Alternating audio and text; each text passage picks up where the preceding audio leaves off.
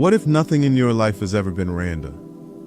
What if every moment of joy, every heartbreak, every dollar gained or lost, every person who came and went was not the result of chance, effort, or even divine intervention, but something far more unsettling? What if it was all you? Not the version of you who plans, works hard, prays, or hopes, but the one behind your eyes, the one who assumes, not in logic, not in words, but in feeling, in the quiet, subconscious murmur of, this is who I am, this is how life is, this is what I can expect. You may believe you've been reacting to life. You haven't. You've been setting its tone, silently, automatically, and life has only ever echoed back your deepest assumptions. Consider this paradox. The world outside you is made of solid objects, governed by laws and patterns, seemingly fixed and independent. And yet, your reality morphs every time your assumptions shift. Have you noticed? A person assumes they're unlucky, and misfortune follows them like a shadow. Another walks with the unshakable certainty that they're born to win, and even in chaos they land on their feet. We call it luck, charisma, or good timing. But what if it's none of those? What if the outer world is nothing but a mirror, one that doesn't reflect your face but your assumptions? And here's the disturbing truth. Most of us are trapped in a loop of unconscious creation. We assume failure because we failed before. We assume we're unloved because of past rejection. And those assumptions keep playing out, not because they're true, but because we believe them as if they are. But how often has all you're doing led to frustration, spinning wheels, or getting exactly what you didn't want? That's because doing flows from being. And being is shaped by what you assume to be true deep down. Your 3D world, the jobs, the relationships, the chaos, the breakthroughs, it's all an echo, a reflection of the inner film you're running every second. And that film, it's not made of thoughts. It's not made of words. It's made of assumptions. Quiet, emotional, identity-level beliefs about what is possible for you. Now pause. Feel the weight of this. It means that nothing in your world is fixed.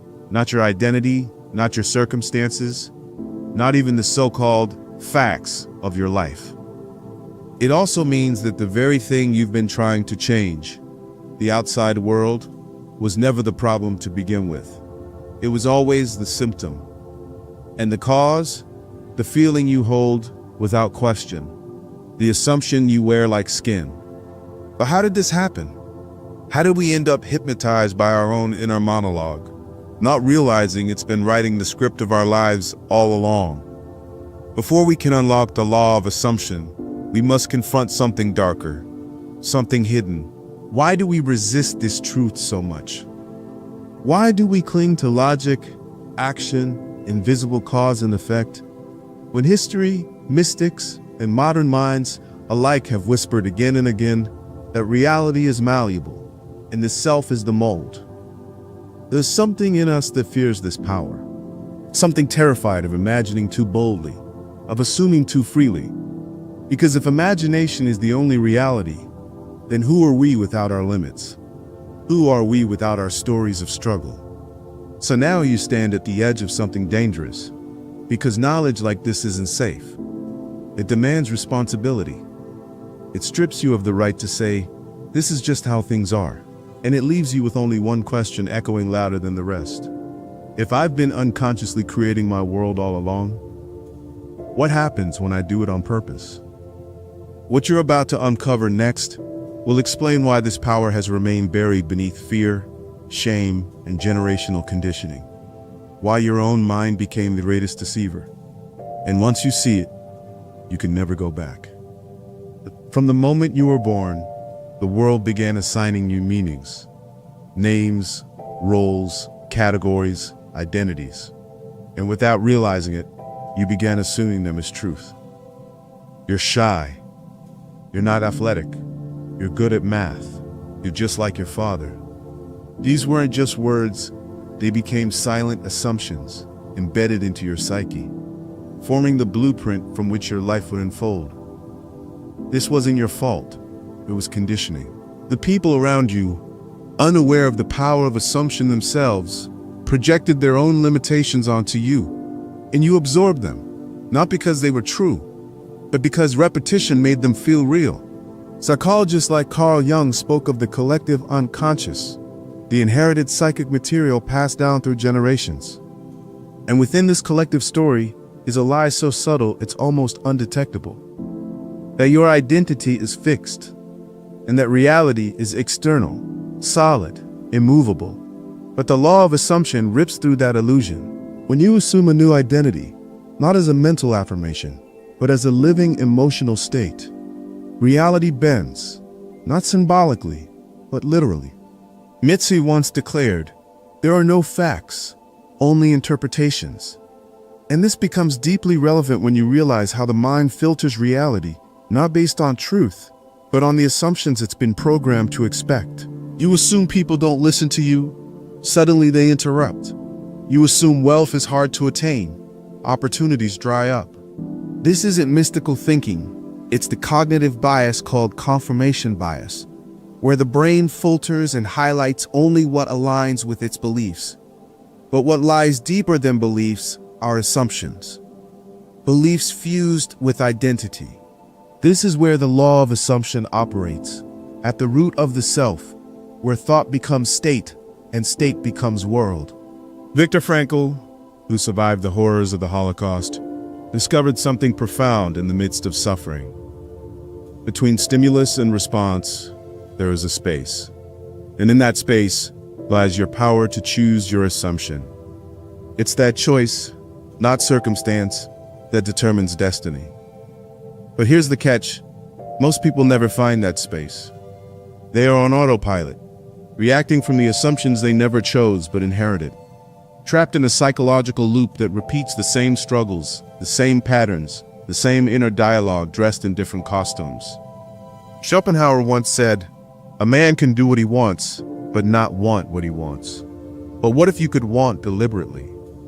What if you could step behind the curtain of thought and choose your emotional default, your baseline assumption of who you are and how the world treats you?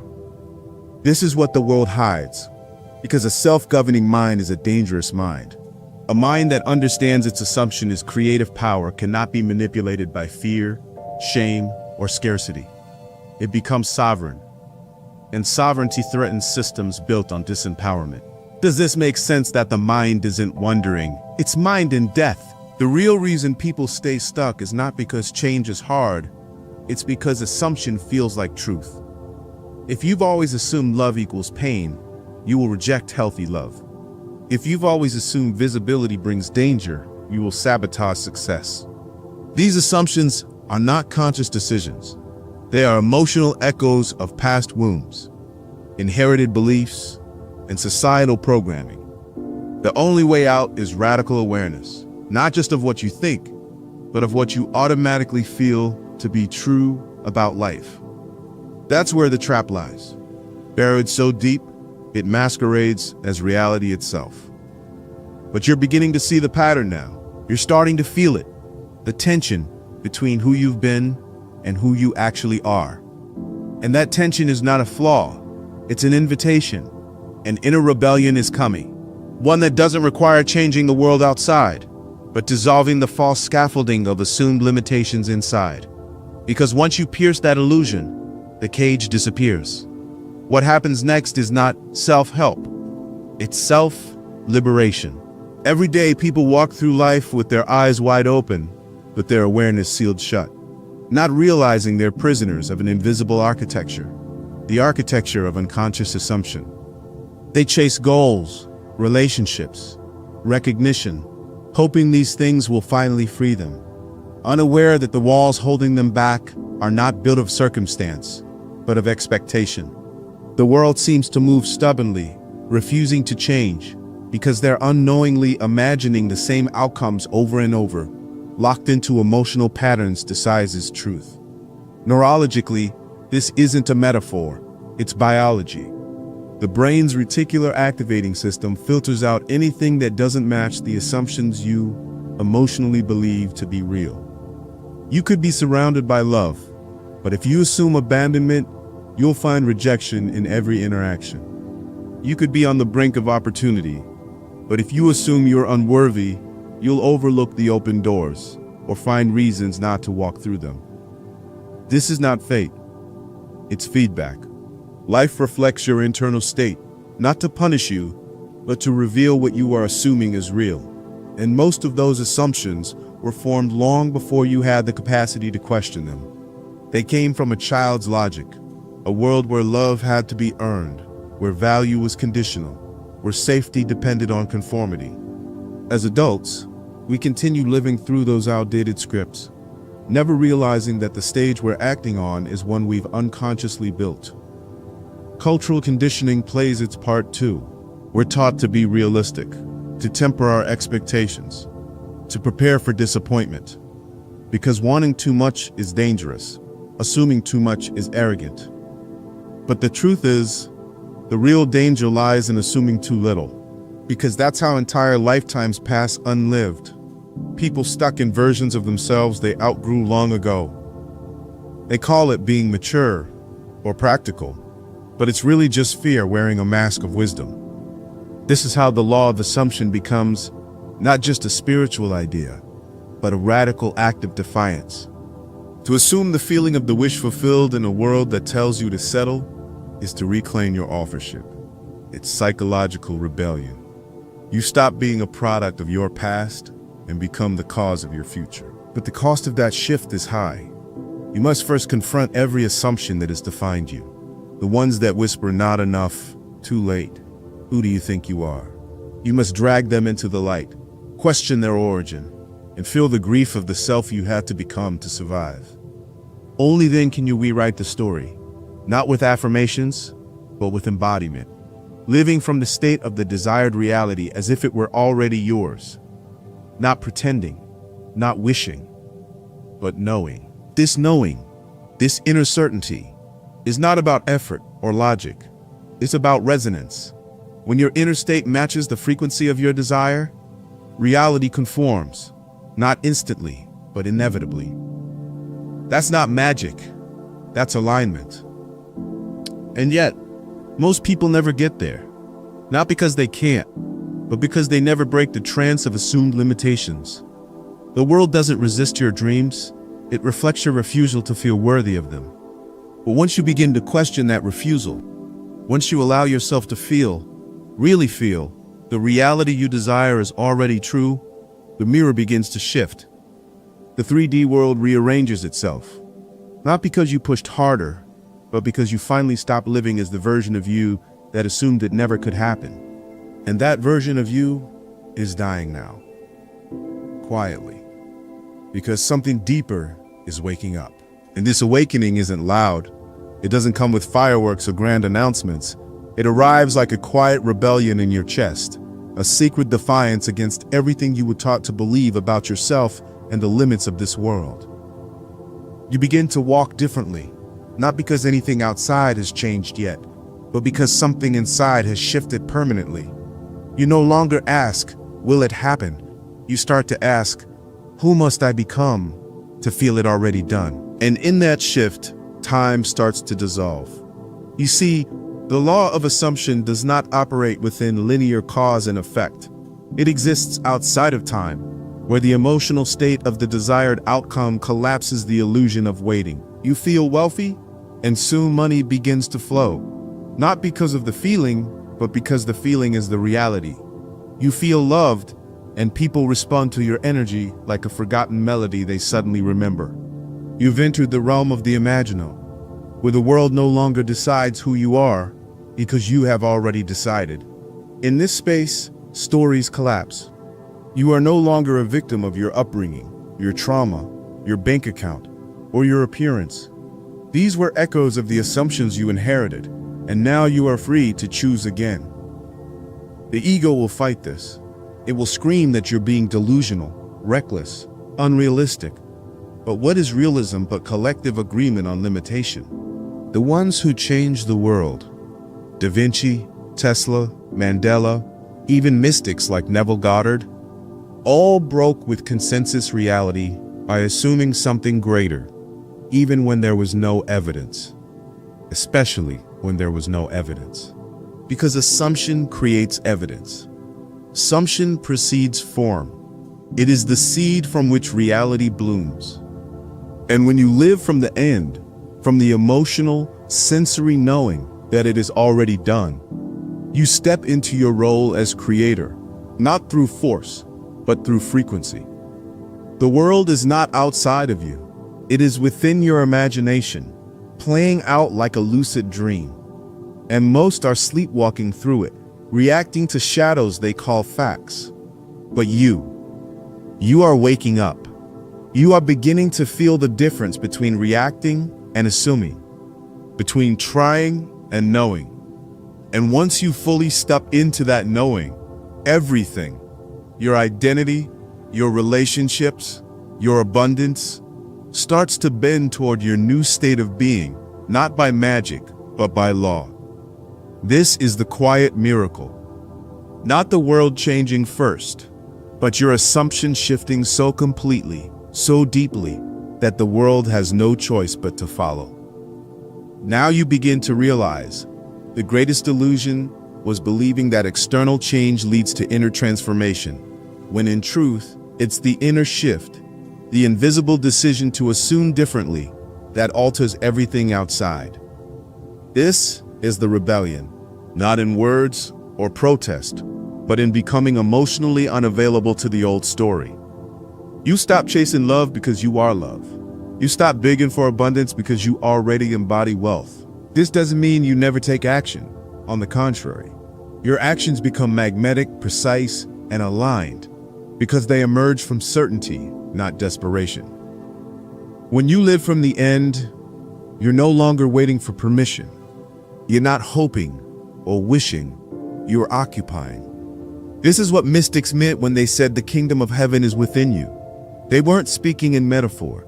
They were describing a state of consciousness that bends time, space, and events to reflect what you assume is already true. But to live this way demands courage, because the world around you will test your new state. It will echo your old assumptions at first, trying to pull you back into the loop. That's when most give up. They see no evidence and fall back into doubt, forgetting that reality lags behind imagination. The seed must be nurtured in the unseen before it bears fruit in the seen. Persistence, then, is not about effort. It's about remaining loyal to your assumption, even when nothing yet reflects it. And this is the moment of alchemy, when you can feel peace in the absence of proof, confidence in the face of contradiction, joy when there's nothing to justify it. That's when you've crossed the threshold. You are no longer just a person hoping for change. You are the operant power. You are the one behind the curtain. And from this place, you no longer negotiate with the past or the 3D world. You command it, not through control, but through assumption. Because once you understand that your inner state is law, the outer world becomes obedient, not as a servant, but as a mirror. It stops arguing. It stops delaying. It simply reflects. And your only job is to keep assuming the truth of what you have already claimed. And here lies the final and most powerful realization. Ultimate truth that renders every struggle, every delay, every unfulfilled desire into perfect clarity. Imagination is not a tool to escape reality. It is the origin of reality itself. The world you see, touch, and move through is nothing more than crystallized imagination, your own and that of the collective. The 3D is not where creation happens. It is where creation is revealed. Every time you assume something new, feel it as real, and remain faithful to that inner state, you are collapsing timelines, redrawing probabilities, and altering the quantum field. You're not bending reality, you're selecting it. Because all realities already exist, and the one that unfolds before you is simply the one you persistently occupy within. There is nothing to wait for, nothing to force, nothing to earn. All that exists is the present moment. in the state of being you choose to live from within it. That choice, to assume a new identity, a new outcome, a new world, is not about hope. It is about ownership. It's about standing inside the feeling of the wish fulfilled and refusing to come down from it. Even when logic screams, even when circumstances contradict, even when the old self pleads to be resurrected. In that refusal lies your liberation. You were never meant to fight the world. You were meant to feel it differently, to imagine it differently, to become different. And when you do, everything shifts. Not because the world suddenly becomes kind, or fair, or miraculous, but because it always was. You just finally assumed it that way. And now, you don't need to convince anyone, prove anything, or seek permission. You walk through life with the calm certainty of someone who knows the secret, that the world is not happening to you, it is happening from you. And now, the illusion has shattered. You have stepped out of the dream within the dream. You are awake. You are creating. And nothing can stop you now.